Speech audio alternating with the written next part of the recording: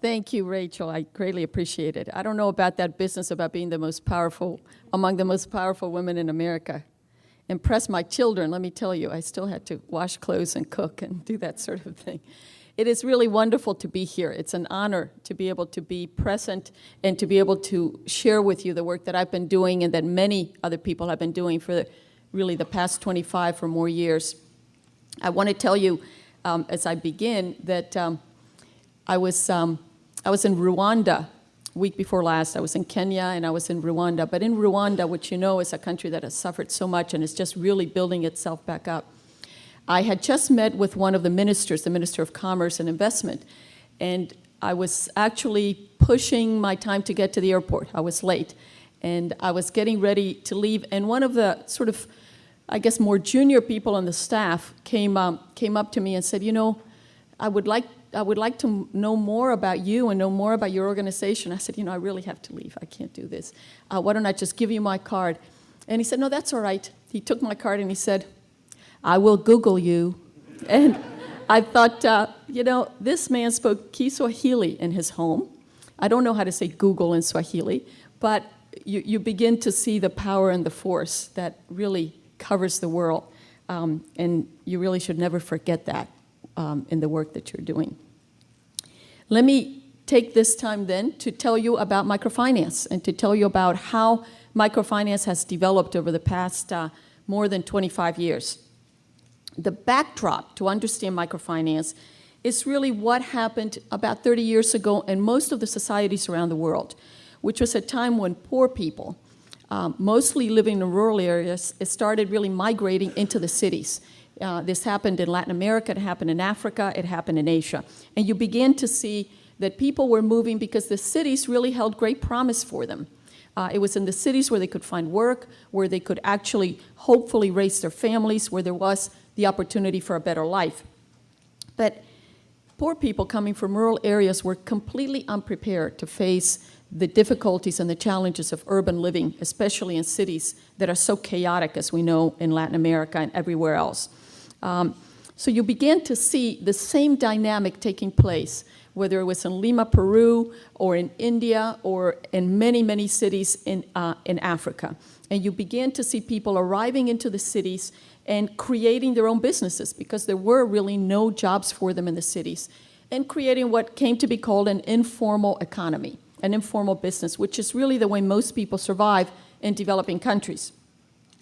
Now, it's really at about this time that ACCION International was, this is around 1973, was working in Brazil, trying to find ways to help people move themselves out of poverty. And it was then that it began to see that people were actually selling things on the street. They were market vendors. They were people who were weaving baskets, who were carpenters, who were doing all manners of things, and who, because they had no jobs, were really using their own ingenuity, their own tenacity to do this kind of work. And in doing that, ACCION began to understand how it was that this informal economy worked. And I want to tell you a little bit about the work of ACCION because it stretches from 30 years plus ago, and all of it is in microfinance. And so the way that ACCION evolved and grew really will tell you a lot about what has happened in microfinance from the beginning. Here's an example of one of the entrepreneurs that ACCION met up with, Mr. Flores from Peru. And I show you this photograph because look at the way this guy's working. He's using cardboard boxes that he probably picked up off the street. He is, in a very ingenious way, making some springs, and then in a room that is probably in his own home, sewing these things up with some kind of material and cardboard, and making mattresses. Now, clearly, in a place like Peru, mattresses don't have that little tab that says, do not remove it from the mattress, and it has to pass certain inspections and certain codes. A mattress is a mattress, and Mr. Flores shows you what little investment he needs and what little tools he needs in order to be able to do that work. SERAFINA CAMBACO from Mozambique is doing the same thing. She's selling clothes, sitting on a bamboo sort of rug. Look at the way that her stall is held together by some sticks, and yet this is what she is doing in order to support her family. again, in a very informal way, probably buying clothes, making some of them, and then selling them, and taking care of her child as she does that, which is one of the difficulties that women face. In India, the same thing. You have two women, lovely women, rolling incense and making this gook in which they put the sandalwood, and then they put it together and then they sell it. These are the kinds of things that we see operating all over the world. And we often talk in terms of millions, but here the faces tell you the experience. And ACCION is also working in the United States, also working with marginalized micro-entrepreneurs who have no access to credit. I'm not going to talk about the US. We can certainly engage in it when we ask questions. And Google has been very supportive to our work in the US to help us work in the whole area where the Katrina disaster happened. But what I really want to tell you is the story of Amelia Fonchetta,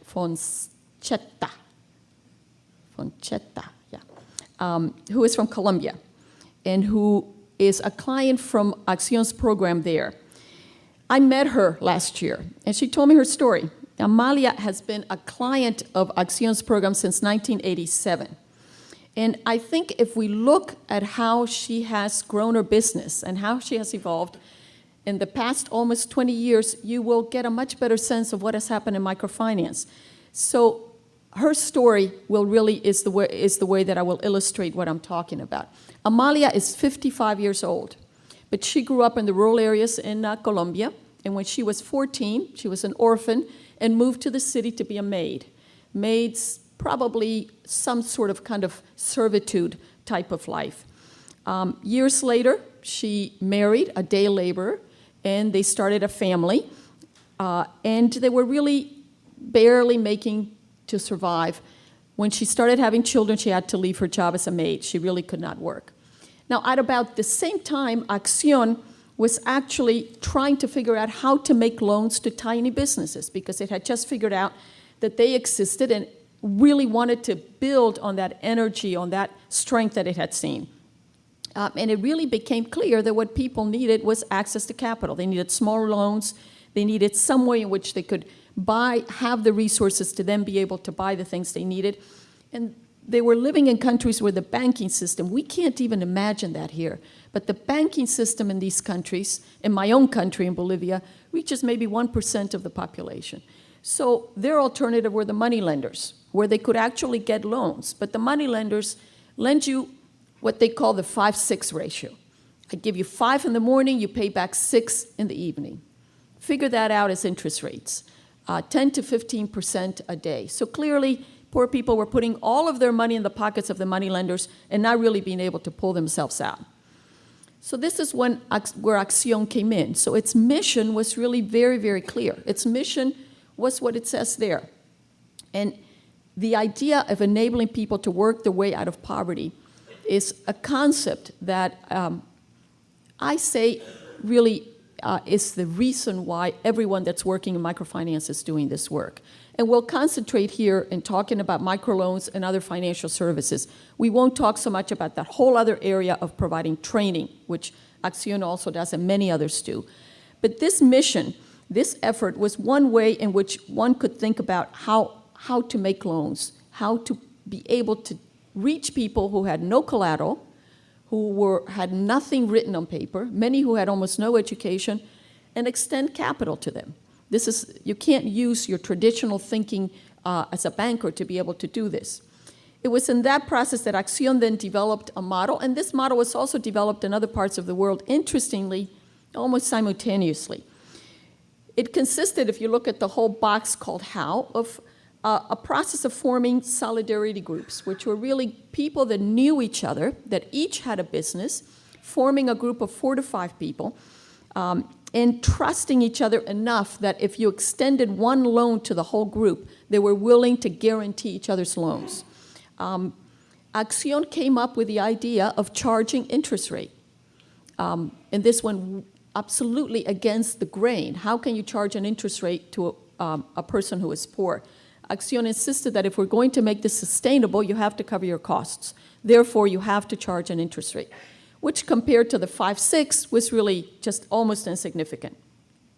So you begin to see that with the interest rate, And with the incentives for people to pay back their loans, you could extend a 1 month or a 2 month loan of $100 to a person, which when it was paid back, they could actually get a second or third loan. Again, this idea of being able to do this work was completely revolutionary at this time, and you will hear me say that over and over again. The way ACCION did it was to actually create local organizations in different countries in Latin America that could actually make these loans. And what we see then is what actually amazed ACCION, if you go to the results box, was in these early years, the demand was unbelievable. You didn't need any marketing. It was all word of mouth. It was just people telling other people, and in a short time, there were people really literally walk out the door of these organizations asking for $200, $100 loans. But what amazed ACCION even more than the demand was people's ability to pay back these loans with such enormous timeliness. In those early years, people were paying back loans at more than 99%. I mean, there was almost 100% right payback. And these were with people who were supposedly a huge risk. So you begin to see the debunking of myths, such as the poor can't pay back loans. And you begin to see that you can grow this. So by the end of '85, that's 20 years ago, ACCION was working in 4 countries, almost 15,000 clients. This was just an enormous number, and a portfolio in the street of $1 million in the hands of market vendors, of people who were generally not considered to be worthy of this sort of thing. If we go back to Amalia's story, Amalia herself, at that time, she told me, my children were very small, and what my husband earned was making us hungry. We were hungry. We didn't have enough to eat. So she put just a little bit of savings together with her friend, and they bought 2 used bicycles. And they decided to rent these bicycles in their little slum. And this is what they did, and it brought a little income. But pretty soon, one bike broke, the other one got stolen. And she very clearly saw, I think I need a little bit of a different value proposition here. I think I have to shift my way of thinking about my business. And really, perhaps I should start repairing bicycles, which she didn't know how to do, but she learned. So maybe that's really what I should do. So that shift then requires that you get some money. And so at that time, she approaches ACCION's organization in Colombia and borrows $200 as part of a solidarity group. And you begin to see, this is in 1987, that her family really begins to change. You see that she's running a business, servicio técnico. It's probably a bit of an exaggeration with a técnico word there. But what she is doing is really setting up the business and beginning to borrow. And as she borrows and she pays back her loan, she begins to ask for larger loans, and she begins to actually grow her business. Now, at that time, ACCION has expanded and is working in 12 countries and making these organizations that are making loans cover their costs and become self-sufficient. Amalia is using her loan. She's already put cement floor on her business, and she is beginning now to have a steady source of income for her family. So clearly her mind is, let's make this thing go. Meantime, ACCION is thinking, there are so many millions and millions of Amalias in the world. How are we going to make capital available to them? Right now, we are developing these organizations that are covering their costs, they're self-sufficient, but they're still relying on donors to be able to grow their portfolio. And donors are cumbersome, they take their time, they give small amounts of money, you spend a year trying to get $500,000, you place it in 2 weeks. So ACCION came up with what I think was one of the most important breakthroughs in microfinance, which was to say, why don't we take these nonprofits and link them up to the commercial markets in their countries? Why don't we go to the local banks and have those banks make loans to these nonprofits so that they can grow their portfolio and start growing? No self-respecting bank is going to make a loan to a nonprofit organization that's making loans to people who have no collateral. You have to be a little smarter than that if you're a bank. So getting this money from the bankers to these nonprofits required that ACCION create a guarantee fund that would basically guarantee those loans from the bank into the microfinance institution. This is an important breakthrough for at least two reasons, and I think those reasons are important here. One is because it allows us to grow microfinance. These organizations now have more capital in their hands to lend. But second, this is the very first time the socially responsible investors make a contribution to growing microfinance. So I show you a picture of what this connection to the commercial banks meant. The socially responsible investors that ACCION approached actually lent money to ACCION at a loan a bit below the market rate. ACCION pulled all that money, maybe it totaled $7–8 million, and created its guarantee fund, the bridge fund. And that guarantee fund sat in New York in dollars, but basically said to a local bank, if you're making a loan to our organization, we will basically back up that loan with a standby letter of credit. And so the local bank made loans to the local organization that was ACCION's partner, and then the local organization was able to lend to borrowers. Enormous, important breakthrough. Over a period of 20 years, this guarantee fund guaranteed well over $90 million of money that came into these institutions and that then were lent out. So the bridge fund was the first link in microfinance between the commercial sector and what microfinance was doing. It was the first effort to really demonstrate that we were thinking financially, that we were thinking about a model that extended beyond just depending on donors. And by this time, with these resources, once the local organizations could borrow in order to unlend, they went from having $1 million in loans to having $13 million in loans in maybe 2 or 3 years. So we began to see that this was really where the growth was. But at the same time, we were really then facing a really big challenge. If, in fact, we can reach 60,000 clients now and have $13 million in the street, can these institutions really grow in a significant manner? Can we reach the millions? Can we ensure that these institutions are going to be able to sustain themselves over time? Or are they going to die when I leave the organization? Can we create something that goes way beyond you and me? And that question of providing the permanent response to capital for the poor was the question that created ACCION's vision as it moved forward.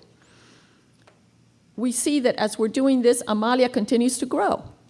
And here she is now really growing her business. She was just repairing business, but if you look in the back, you can see that she's now selling helmets and some other bicycle things. And she is borrowing now $1,000 for her business.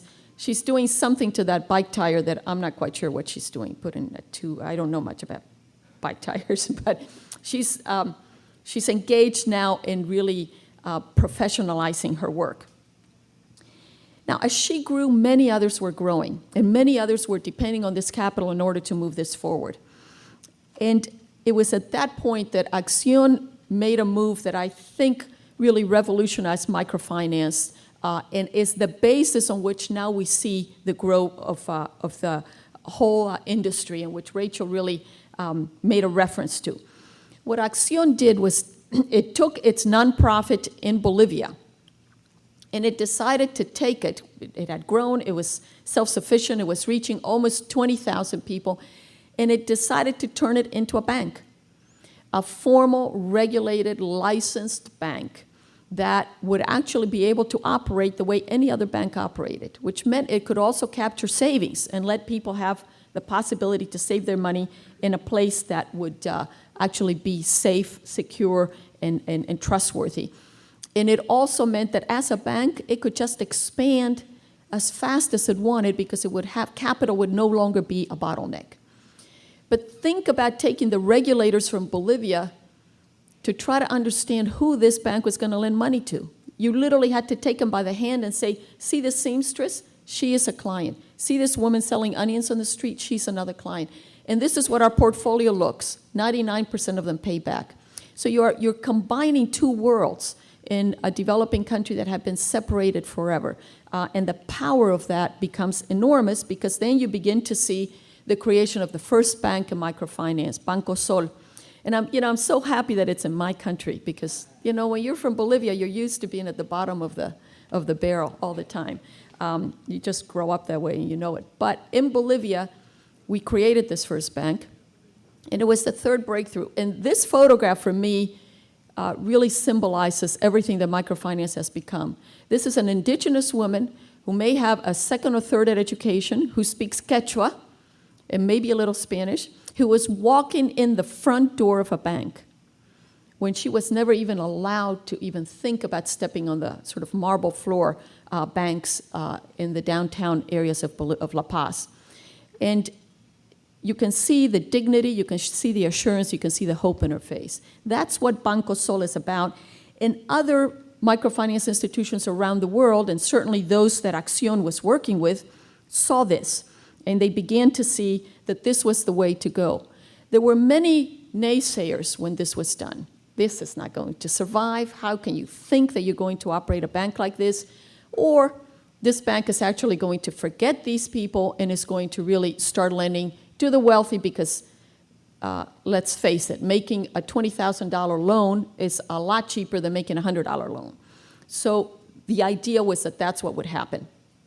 And we began to see that the solidarity group lending that we had developed in the 80s was completely useful for a bank.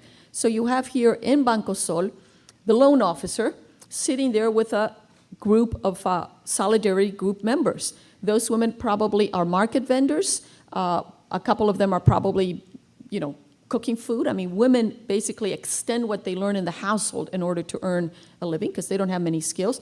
But you see the engagement and you see the relationship that was never allowed before.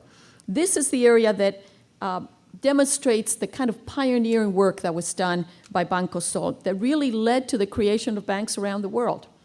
Interestingly, the second bank in the network that ACCION worked with was the nonprofit that was lending to Amalia. So Amalia's nonprofit became a bank, became sustainable over time, and could actually then assure her that she could actually continue to get loans. In doing this, and you can see that we have shifted from being an industry that's depending on grants, working with nonprofits, to all of a sudden being an industry that's got commercial banks that are actually accessing the capital markets and are looking for equity investments for investors that will actually allow them to grow.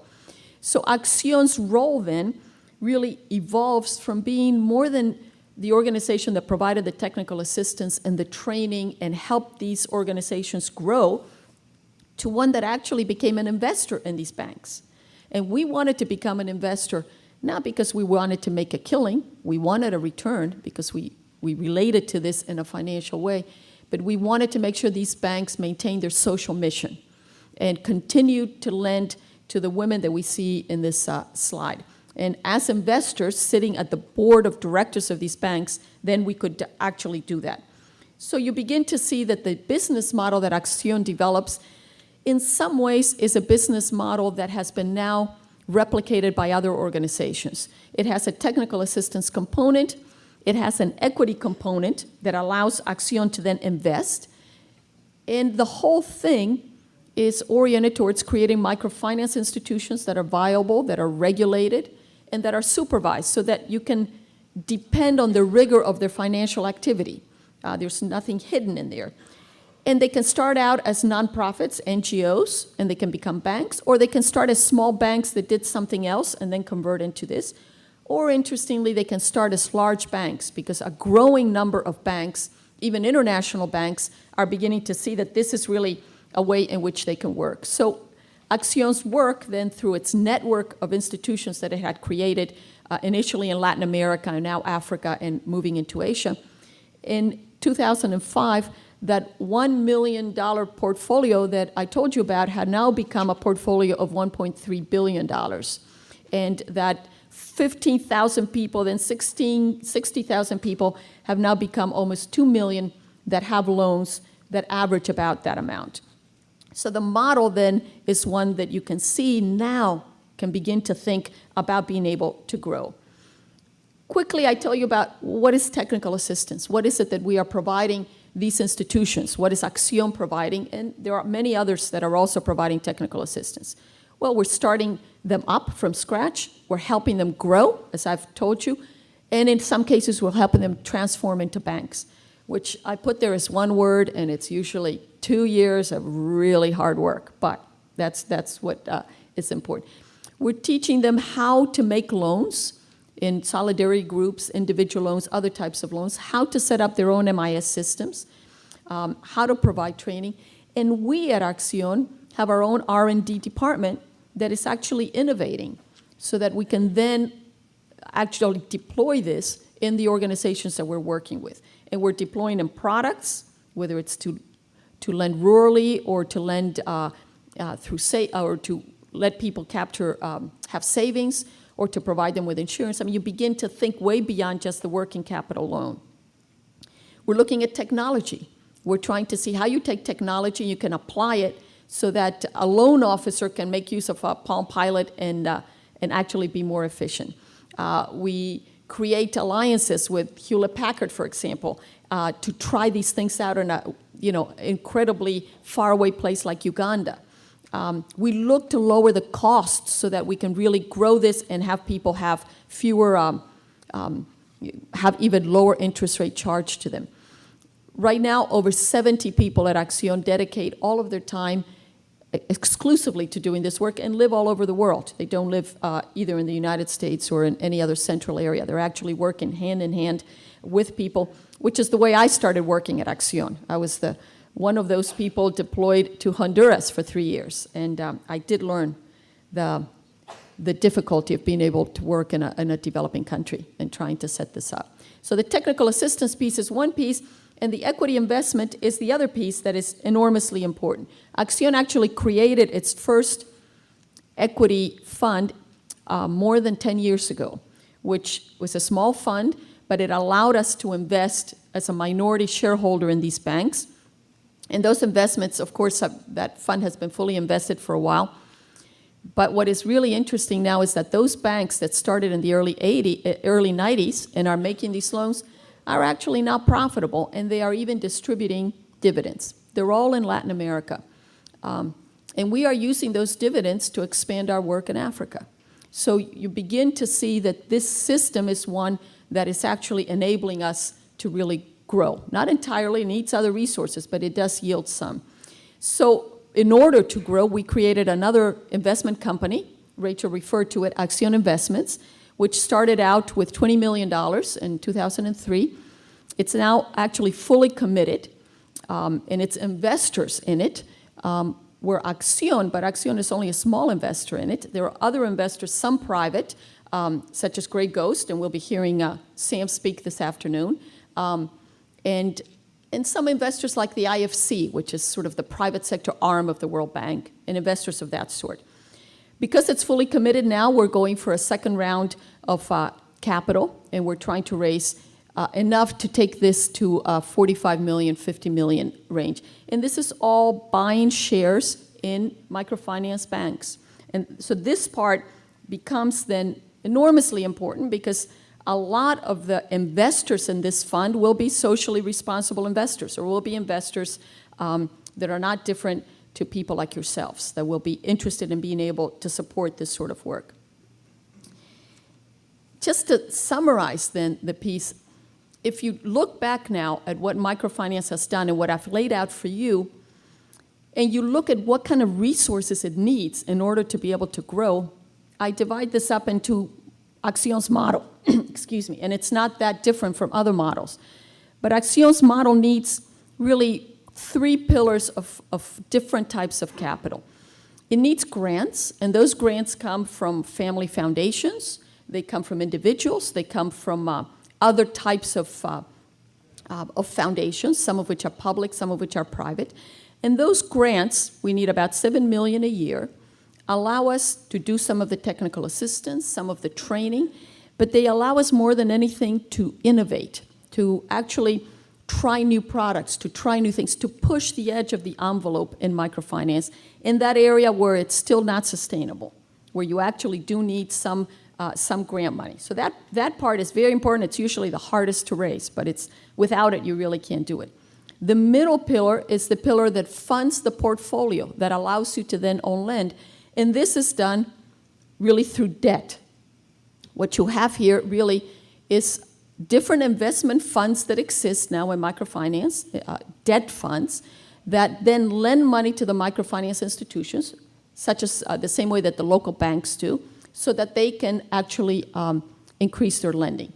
So you can see that that $1.3 billion portfolio that ACCION has, how has it grown that? Well, it's grown it from borrowing from local capital markets.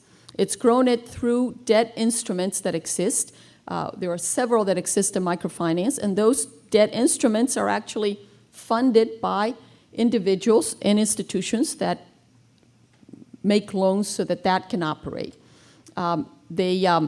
It's also funded, it's done through the money that commercial banks put into this, it's done through savings. So the debt that's required, and we're going to hear a lot more about that in the afternoon, is another element that's essential. And then clearly the equity that I've been talking to you about when you actually become an investor in these microfinance institutions. And for ACCION, that means there's probably about $100 million in equity in the institutions that we have created and that we are working with. So you can see that model, that has been really the result over the last 10 years. Almost 5 million people reached, and that much money lent, more than 7.5 billion. And it's important to recall that behind those almost 5 million people are families. And those families, if you put them all together, you really are now beginning to talk about 25 million people. And look at the repayment rate 20 years later. It's a little less than at the beginning, but this is what you're looking at. You're looking at losing no more than 2 to 3% a year. So with the 30 organizations that ACCION is working with and with the advisors that it has, this is the way that it has been able to allow us to operate. And I show you this just to show you two things. One is where ACCION is working in those countries with different colors on them, and to point out that we really did start in Latin America, and that's where we built our capacity, our knowledge, and then expanded it to Africa and now to other areas. We also work in the United States. But there are many others that are also working in those regions. It's clearly not just ACCION, but this is the example that I give you to allow us to understand better how we have progressed over time. I show you this to show you kind of the growth and the way in which ACCION's own work has grown, to show you that as you look at the active borrowers and the portfolio is at the bottom, and the active borrowers are on the vertical axis. But I want to point out the 2 points of growth, if you see them. Those were the points where we had the breakthroughs that I told you about. The first one in 86 to 90 was really the breakthrough of the bridge fund, of the guarantee fund. And as soon as we had the ability to have more capital, you can see the growth that takes us into 95, where these organizations begin to become banks and become part of the formal financial system in the country. And you can see how the growth takes off and what that sort of indicates. So, and clearly in all this, which I haven't talked about at all, is these organizations, ACCION does very rigorous financial due diligence on these organizations. I mean, their financials are strong and very good. But with this model, you can see that it took us the first 20 years to reach the first million. And it was all experiment, all moving forward. It took us probably 3 to 4 years to reach the next million, and now we're reaching 500,000+ each year and moving up. So you see that column or that curve then going really in the direction that we want. This is, a very compelling way to create wealth in the hands of poor people and to help them move themselves out of poverty now in really growing numbers, which of course takes us back to Amalia. Amalia, her business has grown. When I met her last year, her last loan was for $6,000. She had bought an oven in which she would put the painted bicycles so that they could have a special shine. I mean, she explained the whole thing to me, but she was very proud of this huge oven that sat in the middle of her house, and that you could see had really allowed her to just sort of make another leap in her growth. And she said to me, she said, look at all this. She said, I have created all this with Finamerica. They've been by my side the whole time, and so I've been able to grow. And that made clear to me why it was so important that these microfinance institutions be institutions that are permanent, that are sustainable, that last over time. Because Amalia and the Amalias of the world need these institutions over the length of their own lives. You can see behind Amalia, she's just got all kinds of stuff going in that business. And it is clearly the three boxes that I talked to you about that require grants and debt and equity that allow the Amalia doesn't know anything about this, but Amalia can go and get not a $300 loan anymore, but a $6,000. And if she wants a $10,000, more power to her, because that is really what the work that we are doing is about. Amalia is really the one who inspires us. She is really the person that teaches us that if you're extending capital to people, it is really a relationship of trust. If you're extending capital to people, it is really a way of just raising the human spirit, of bringing dignity, of bringing the kind of work that allows somebody like Amalia to say, I too can be recognized and I too can make a contribution. And I can actually look after my children and look after my children's children so that they can all work together. There is a very important spiritual dimension to the work that we're doing, because it has everything to do with the humanity that holds us together. The humanity is really expressed in the way that you see her. You know, this is Amalia with her daughters and with a couple of her grandchildren. The young man is her youngest son, and he is, last year he was a junior at the university studying physical education. The young women are her daughters, and when they heard I was going to take a picture, they went in the back of the house and came back all dressed up and neat. But you can see that Amalia is really the person that we are working about and that we are doing all of this work for. So I leave you with her story as a way to understand the work that we are doing. Thank you very much for listening.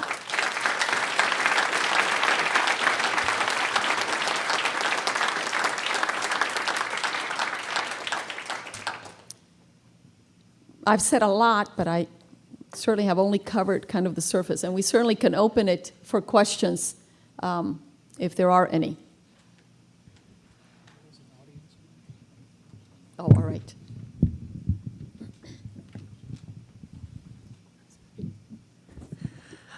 Thank you. Your talk's very impressive.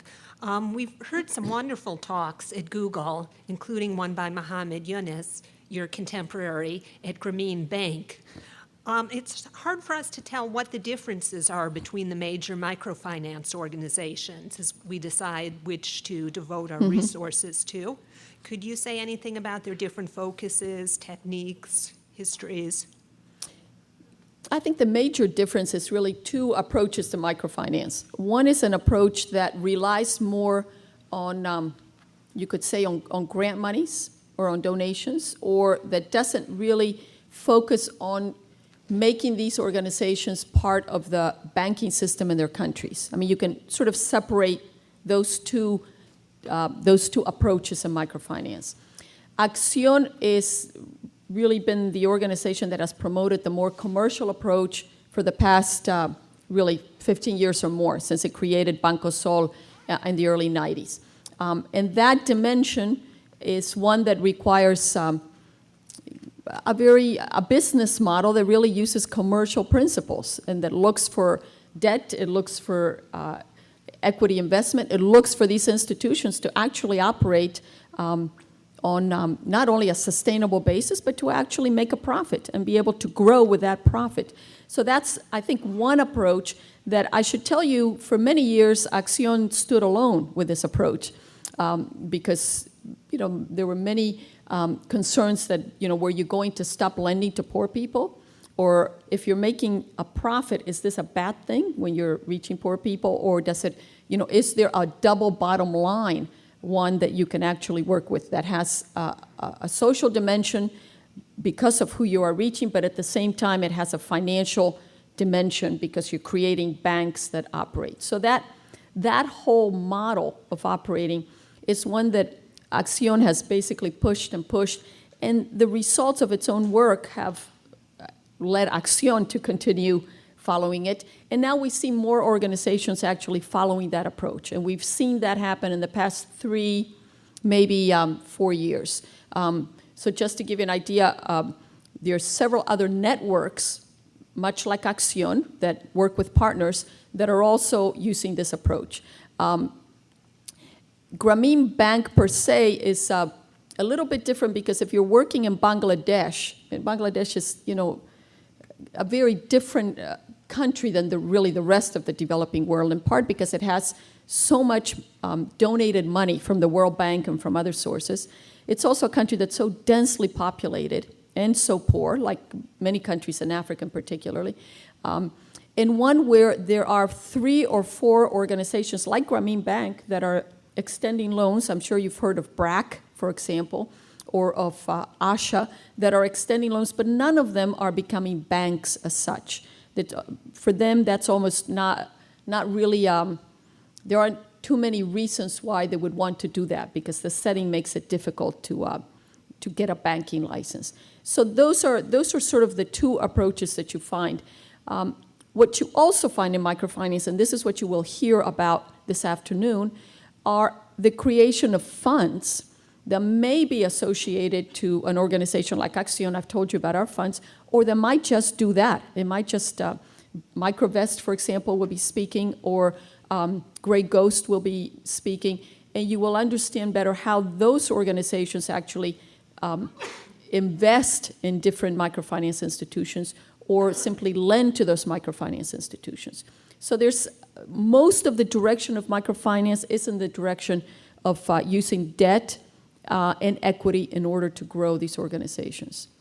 I hope that answers the question, but there's no question that ACCION has been the one on the commercial side and has taken a lot of criticism for it, but I think that criticism is now turning into organizations that are seeing it as the way to go.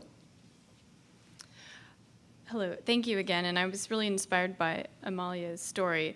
And my question is, basically there are all of these people, these new entrepreneurs that create successful businesses, and do you do anything to communicate that broadly to give out new inspiration to future entrepreneurs, like other women like Amalia who might not have thought of creating a bike repair shop, et cetera? Like, do people go out and kind of teach or show people what's been done and what they could possibly do by joining these loan operations? It's a good question. One of the things that you find when you're working in developing countries is that there are no safety nets. If you are not working, if you're not sitting on a street corner selling a dozen oranges or whatever, you will die. I mean, you will simply not be able to survive. So everybody works in one way or another. The minute a person is working and actually gets a loan, and you give loans to, so interestingly, you can make loans to people. If you just lent money to people that are already working, we would already be way beyond what we can do. And I'm trying to think, for example, I can think of an example in Bolivia where a woman with absolutely no education, with no capacity, how is she going to put food on the table for her kids? Well, she basically gets up at 3 in the morning and she goes to the place where all the trucks come in from the rural area, and she gets a bunch of onions. And the man that gives her the oranges, the onions, is the man that lends her the money. So clearly with huge interest rates, but she gets those onions, she gets to a marketplace, she sells those onions, and she has some money to be able to then lend. So I don't really have to teach her anything in order to be able to do that. But the minute she gets a loan from us, then you can begin to help her run her business better. You can begin to help her understand all the other sort of product differentiation things that she could do. You can help change her relationship to the person that is giving her the onions, because if she's got the cash, Then she can choose the onions that she wants to sell, and she can operate in a completely different way. So the question is not so much can you teach people to do this work, rather it's can you actually be there to provide some of the capital resources so that men and women all over can operate. You see, and we've done a lot of work with women, but you see that probably 65, even 70% of the borrowers are women in most of these programs. But you see that all that women do is take what they have learned in the household to do. And what do women know how to do? They know how to cook. They might know how to sew. That's all they really know how to do. And they figure out ways to extend that in order to earn some income. So the woman that's making tamales or making tortillas in her house for her family will make a few more, and then we'll go out and sell them. And our job, and there's a whole business training side that I haven't talked about that involves other organizations and other people with skills and training, can help her figure out what is her cost, how can she operate, how can she move this forward, how she can grow it. And that's really where the real value added comes in from the work that we're doing. Hi, good morning. So the experience of Grameen Bank is that women make better borrowers. They return money more often, and the money lent to women give more social impact. So I was wondering whether that's true for you, and how many % of your borrowers are women? Okay, thank you. You know, I came to work in microfinance because of my work with women. I'd been working in Kenya, in Bangladesh, in India, in Egypt with women, and because my background was in economics, I thought, you know, this is what women need is really access to capital because they are at the bottom of the pyramid and they need to be able to borrow. And that's what brought me to ACCION, actually. And so now, for me to tell you that men are not really all that bad as they're made out to be is probably a bit of a surprise. But in fact, women pay back their loans, but you know, so do men. They pay back their loans as well. And I do think they get a bit of a bad rap here. In 1995, when the World Conference of Women was held in Beijing, ACCION conducted a study in which we actually interviewed about 600 women and about 300 men in 5 countries. And the questions were, how are you managing your money? How are you doing this kind of work? What do you do with the profits that you get from your business? And what we found out there was very interesting. This is where the difference is with women and men. It's not so much in whether they pay back the loan, because this 97% repayment is for men and women. The difference was that women, when they took the income they earned from their small business, took that income and used it almost entirely, surprise, surprise, on their children. They bought them shoes, they bought them books so they could study. They built up that human capital of the family. The men, it was all like that. I mean, it was just fascinating to see this. The men, they set a little bit aside for themselves, for leisure. So they actually put a little bit aside for going out, hanging with their buddies and drinking and whatever. And the rest of it, they actually, what they did with most of it was reinvested into their business. The men actually took that and grew their businesses more than women. And when you look across the board, women have smaller businesses than men, and this is one of the reasons.